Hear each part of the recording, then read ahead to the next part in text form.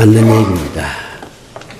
저도 은혜가 아니면 이렇게 하나님 말씀을 전할 수가 없을 거예요. 참 잘하셨습니다. 세월호 사건이 아직 끝나지 않았습니다. 안산제일교회에 그 소속된 학생들 가운데 많이 죽기도 하고 실종이 됐어요. 그래서 매일 저녁 안산제일교회에서 우리 교단이 중심이 돼서 예배를 드리고 있습니다. 전 세계가 우리를 비웃고 있습니다. 명색이 경제대국이라고 하는데 사실 통계로 보면 우리나라가 대단한 나라예요. 6.25 사변을 통해서 다 부서졌는데 아주 기적적으로 경제부흥을 이루었습니다. 9번째인가 10번째인가 그 정도예요.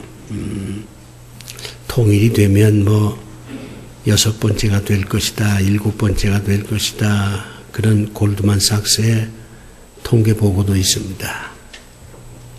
그런데 이런 사건이 터졌어요. 그러니까 이제 경제적으로는 부강한 나라일진 몰라도 백성들은, 국민들은 여전히 후진국적인 그런 사고를 가지고 있다. 행정체계나 모든 게 다 경제부흥에 비해서 보잘것없다.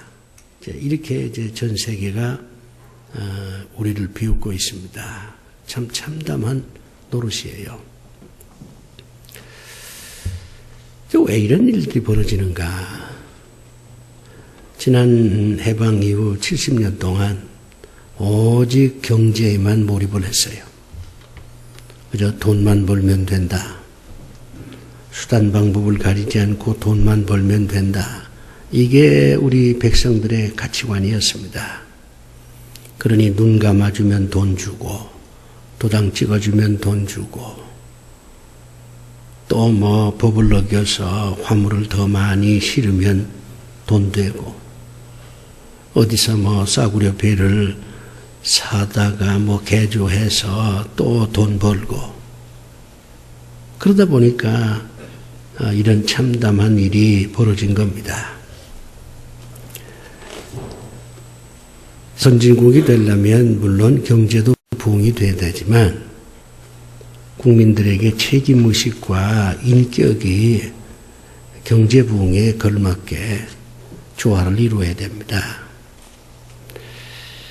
아직도 멀었구나 하는 아픔이 있어요. 우리나라가 아직도 멀었다. 그런 생각이 들어집니다. 그러면서도 참 우리나라가 따뜻한 나라이긴 하구나 그런 생각이 들어요. 지금 안산에 굉장히 많은 전국에서 조문객들이 와서 조문을 합니다. 아마 15만 명 넘을 거예요. 우리 백성들이 참 착한 백성들이다. 마음이 따뜻한 그런 백성들이구나 하는 걸 또 한 번 느낍니다. 거기서 나는 희망을 봅니다. 선장 얘기를 해보죠. 참 이 선장이 어리석은 사람이에요. 사람은 다 죽거든요. 그런데 병으로 죽거나 교통사고로 죽거나 화재로 죽거나 어떤 형태로든지 죽습니다. 예측 보고를 보면 이제 우리나라의 앞으로 거의 90%가 요양소에서 쓸쓸히 죽어갈 것이다. 이런 보고도 있어요. 다 죽어요. 근데 그 선장이 좀 더 똑똑한 사람이라면, 이제 죽을 때가 됐구나. 내가 멋지게 내 인생을 마무리할 그야말로 축복의 시간이 주어졌구나. 이렇게 생각을 하고 학생들을 많이 살려내는 거예요. 그리고 승무원들 보고 그동안 나하고 고생 많이 했다. 다 뛰어내리라. 그러면 이제 또 승무원들이 아이 선장님도 뛰어내려야죠. 아니야. 나는 이 배와 더불어 함께 내 인생을 마치겠다. 그렇게 해서 침몰해가는 그 배와 더불어 함께 선장이 죽었다고 가정을 해봅시다. 그는 영웅이 아니라 성자가 됩니다.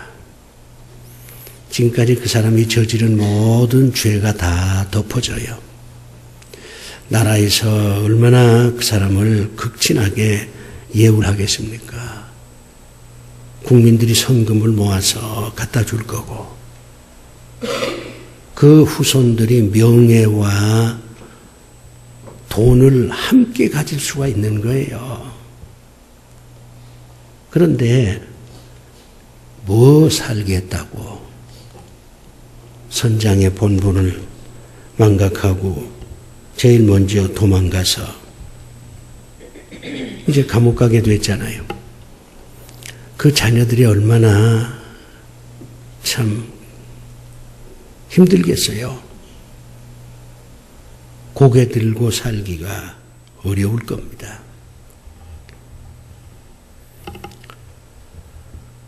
참 안타까운 일입니다. 나는 선장이다. 그러므로 선장답게 살다가 죽겠다. 이런 생각이 있었으면 얼마나 좋아요. 그걸 정체성이라고 합니다. 내가 누구냐?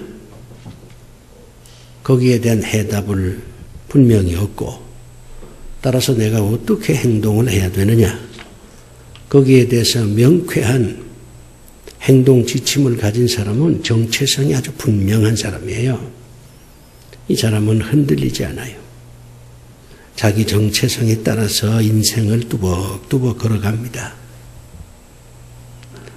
그래서 풍성한 삶을 사는 거예요.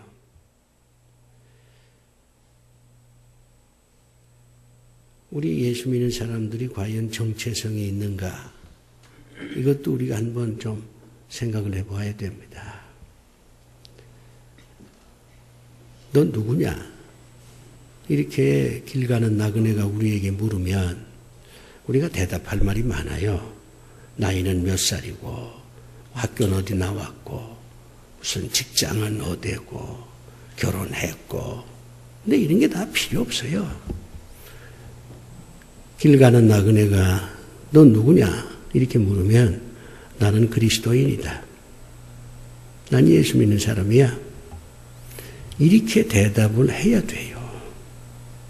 그게 나이보다 직업보다 돈보다 결혼했느냐 안 했느냐보다 내가 행복하냐 불행하냐 이런 것보다 훨씬 더 중요합니다.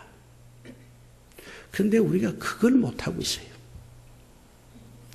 선장이 나는 선장이다. 그랬으면 선장답게 모든 일을 처리했을 텐데 나는 선장이다. 이런 자의식이 정체의식이 분명하지 않으니까 결국에는 그렇게 쓰러지고 마는 거예요. 나이가 무슨 소용이 있어요. 행복이다 불행이다. 오늘 아리스토텔레스의 니코마코스의 윤리학을 제가 강의를 합니다마는 이 니코마코스의 그 윤리학의 핵심은 행복이에요. 아리스토텔레스도 행복이 뭐냐 하는 것에 대한 굉장한 고민을 한 사람이에요. 그래서 이 책을 통해서 행복은 이런 게 아니겠냐. 이렇게 살면 행복하게 살 수 있다. 이렇게 얘기를 하는데 그는 행복은 상태가 아니고 활동이다. 그렇게 얘기합니다. 지금 불행해도 내일 행복해질 수 있어요. 지금 내가 행복하다 그러지만 내일은 아주 불행한 인간이 될 수가 있어요. 상태가 아니고 활동이니까. 진행형이니까요. 그러니 뭐 내가 행복하다 불행하다 이렇게 얘기하는 것도 별 의미가 없어요. 남자면 어떻고 여자면 어떻습니까? 과거에 죄를 지었는지 안 지었는지 그게 그렇게 큰 문제가 되는 게 아니에요. 지금 나그네가 묻습니다. 넌 누구냐? 당신 누구야? 그러면 우리는 그리스도인이다. 이렇게 답변할 수 있어야 합니다. 저들이 또 묻겠죠? 그리스도인은 뭐 하는 사람들이냐? 그러면 이제 우리는 너무 통상적인 얘기를 해요. 기도하고 무슨 예배 드리고 교회 봉사하고. 그런데 우리 주님은 제자들한테 이 마지막 그 말씀을 하면서 그렇게 대답하지 마라. 그리스도인은 뭐 하는 사람이야? 예배 드리죠. 기도하죠. 봉사하죠. 그런 식으로 얘기하지 마라. 그리스도인은 뭐 하는 사람이야? 이렇게 물으면 그리스도인은 말이요. 예수를 증언하는 사람이요. 이렇게 대답을 하라. 주님께서 그렇게 가르칩니다. 오늘날 우리 예수 믿는 사람들이 그걸 잘 못하잖아요. 예배 드리는 거 잘해요. 아마 이 시간에도 전국에 뭐 몇백만이 예배를 드릴 겁니다. 기도 잘하지요. 뭐 새벽 기도 나오라고 그러면 나오고 교회 봉사 잘합니다. 뭐 식당 봉사 얼마나 잘하는지 몰라. 목자들 참 봉사 잘해요. 그런데 우리 주님은 그게 중요한 게 아니라는 거예요. 그것도 물론 해야 되지만 더 중요한 게 있다. 그리스도인은 뭐 하는 사람이요? 이렇게 나그네가 물으면 빙그레 웃으면서 우린 말이요. 예수를 증언하는 사람이요. 그렇게 대답을 하라 그 말이요. 제자들한테 지금 그걸 가르치고 있는 겁니다. 증인이라고 하는 말은 굉장히 중요한 말이에요. 예수님께서 내 증인이 되라 이렇게 말씀을 하시는데 증인은 세 가지가 합쳐져야 돼요. 참된 증인이 되려면 이 세 가지가 머릿속에 들어와 있어야 돼요. 첫째는 현장성이에요. 내가 보고 내가 느끼고 그걸 얘기를 해야 돼. 어디서 들은 얘기를 얘기하면 그건 증인이 아닙니다. 누가 그랬는데 그건 아니에요. 유언비어를 얘기하면 그건 증인이 안 되는 겁니다. 법정에서도 그걸 증인으로 채택도 안 해요. 네가 봤냐? 이걸 물어요, 재판관이. 전 보질 못했습니다. 누군가한테서 들었습니다. 그러면 그거는 증인으로서 채택이 안 돼요. 증거가 안 돼. 현장성이야. 우리가 이제 증인이 되려면요. 내가 체험한 게 있어야 돼요. 내가 본 게 있어야 돼. 예수 30년 믿었는데 본 게 없어. 예수 30년 믿었는데 체험한 게 없어. 그러면 뭘 얘기하란 말이에요? 현장성이 중요합니다. 두 번째는 진정성입니다. 거짓말하면 안 된다 그 말이에요. 예수를 믿어서 체험을 하나 했는데 하나만 얘기를 해야지. 근데 하나를 부풀려 가지고는 10가지로 얘기하고 이건 사이비들이 하는 거예요. 우리는 예수 그리스도에 대해서 내가 보고 내가 느끼고 내가 체험하고 내가 안 것을 거짓말해서 증언하면 안 돼요. 전도를 하려고 거짓말하고 이건 아니야. 그래서 전도가 됩니까? 된다고 해도 그 사람은 진정한 전도를 하는 사람이 아니에요. 진정성이 있어야 돼. 거짓 증거는 나중에 발각이 되면 처벌을 받습니다. 세 번째는 엄숙성입니다. 내가 지금 배우에 대한 얘기를 하는 게 아니잖아요. 정도전이에 대한 얘기를 하는 게 아니야. 응? 서태지 얘기하는 게 아니야. 예수 그리스도에 대한 얘기를 하는 거예요. 엄숙성이 있어야 돼. 장난삼아, 재미삼아. 그렇게 예수 그리스도를 증거할 수가 없어요. 무슨 코미디처럼 예수 그리스도를 전할 수가 없어요. 엄숙성이 있어야 돼. 그게 얼마나 어렵습니까? 이게 뭐 현장성이 있어야지, 진정성이 있어야지, 엄숙성이 있어야지. 그러니까 예수 그리스도를 증언하기가 굉장히 힘이 듭니다. 예배하는 것보다 훨씬 힘들어요. 새벽기도 하는 거 거기에 비하면 정말 힘들지요. 그래서 많은 사람들이 예배는 드리면서 증인은 못 돼요. 새벽기도를 하면서도 증인은 못 돼. 교회 봉사하면서도 증인은 못 되는 거예요. 힘이 드니까. 그래서 우리 주님이 말씀합니다. 증인이 되는 것 그거 정말 어려운 거야. 현장성이 있어야 되고 진정성이 있어야 되고 엄숙성이 있어야 되기 때문에 그건 너희들 못해. 그런데 말이야 그걸 하는 유일한 방법이 있어. 성령을 받으면 권능을 얻어서 그걸 할 수 있어. 어렵긴 해도 불가능한 건 아니야. 주님이 제자들한테 그리 말씀을 하십니다. 근데 이제 우리가 그 예수 그리스도의 그 증인 노릇을 하려면 두 가지가 고민에 빠지게 돼요. 고민하는 사람이 해답을 얻습니다. 고민이 없는 사람은 해답이 없어요. 자, 세월호 다시 합시다. 아니 그래 선장이, 승무원이, 해경이, 뭐 감독하는 모든 사람들이, 짐 실으는 사람들이 고민을 했으면 그렇게 되겠어요? 야 이러다간 이거 뒤집어지는 거 아니야? 이건 법을 어기는 거 아니야? 이거 큰일 날 일을 우리가 지금 하고 있는 거 아니야? 이렇게 좀 고민 좀 했으면 이런 참사가 일어나지 않지요. 왜 사람들이 인생에 해답을 못 얻습니까? 해답이 없어서 못 얻는 게 아니에요. 아니 해답이 없는 게 어디 있어요? 문제가 있으면 해답은 다 있는 거예요. 단지 해답을 못 찾는 겁니다. 왜 못 찾냐? 고민 안 하니까.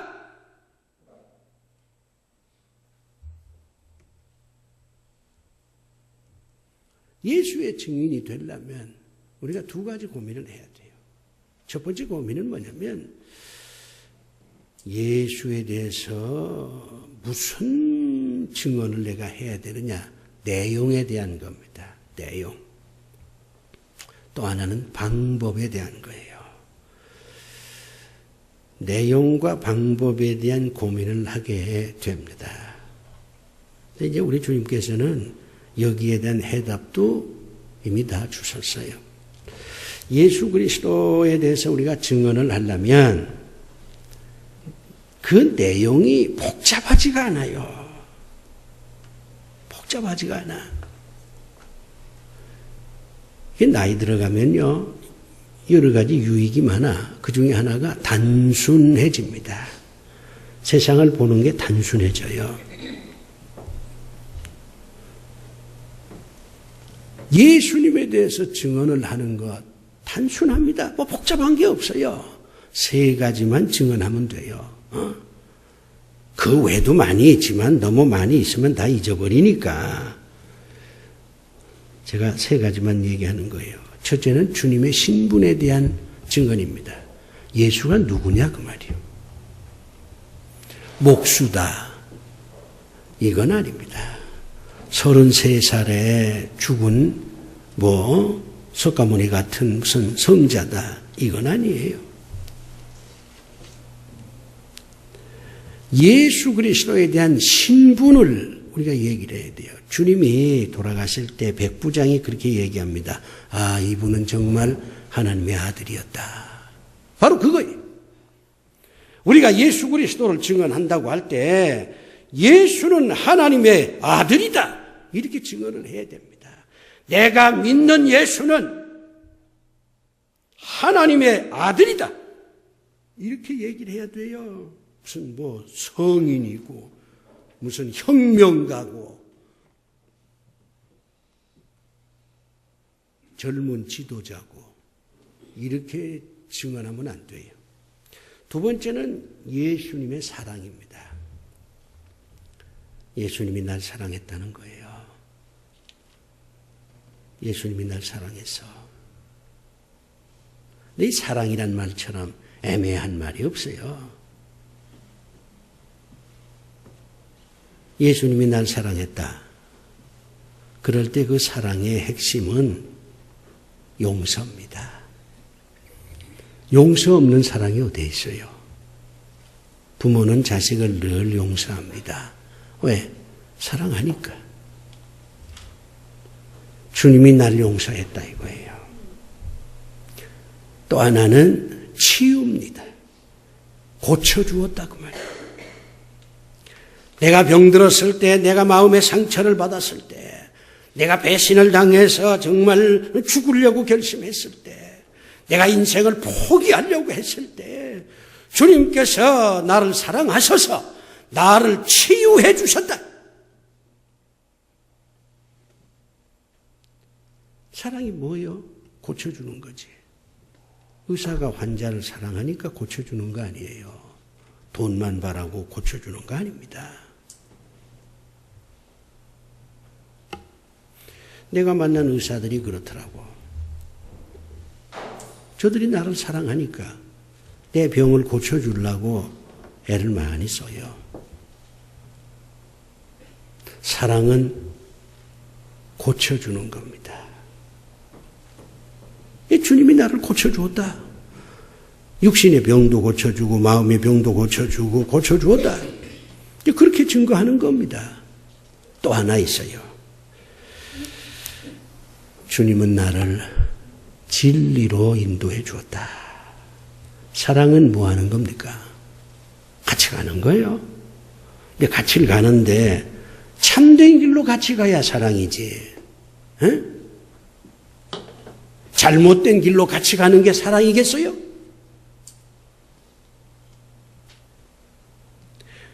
주님은 나를 진리로 인도하셨다. 용서와 치유와 진리, 이게 사랑의 핵심이에요. 여러분이 누군가 사랑합니까? 그러면 그 사람 용서해 줘야지. 그 사람 상처 치유해 줘야지. 그 사람을 바른 길로 인도를 하셔야지. 그래야 그게 사랑이지.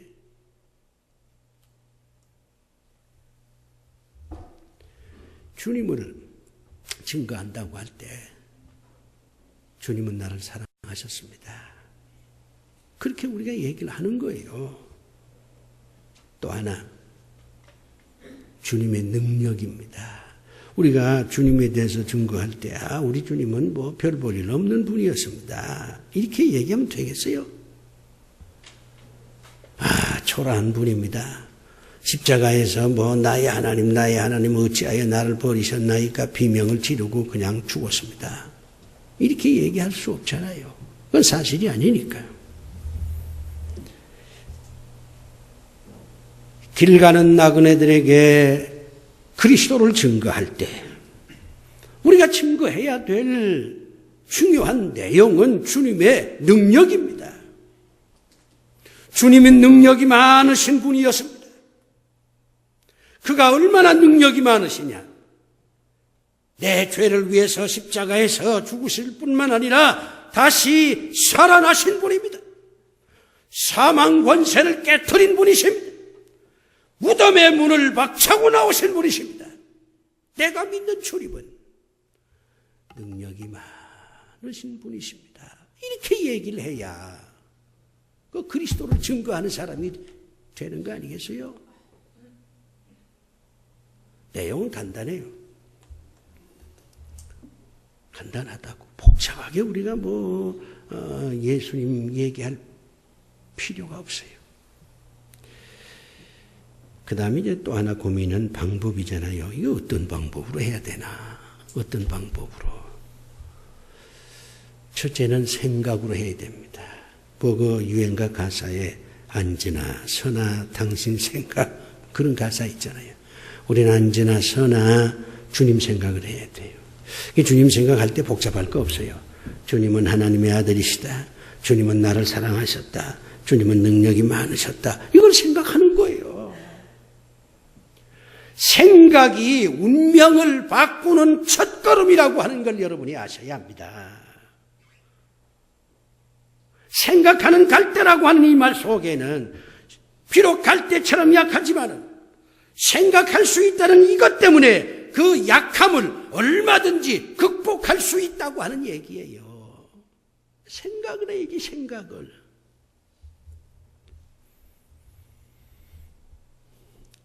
사랑은 생각입니다. 여러분이 누군가를 사랑하면 그 사람 자꾸 생각하잖아요. 나라를 사랑하는 사람은 자꾸 나라 생각하는 거예요. 생각만 해가지고는 안 돼. 한 걸음 더 나가야 돼요. 말을 해야 돼요. 말.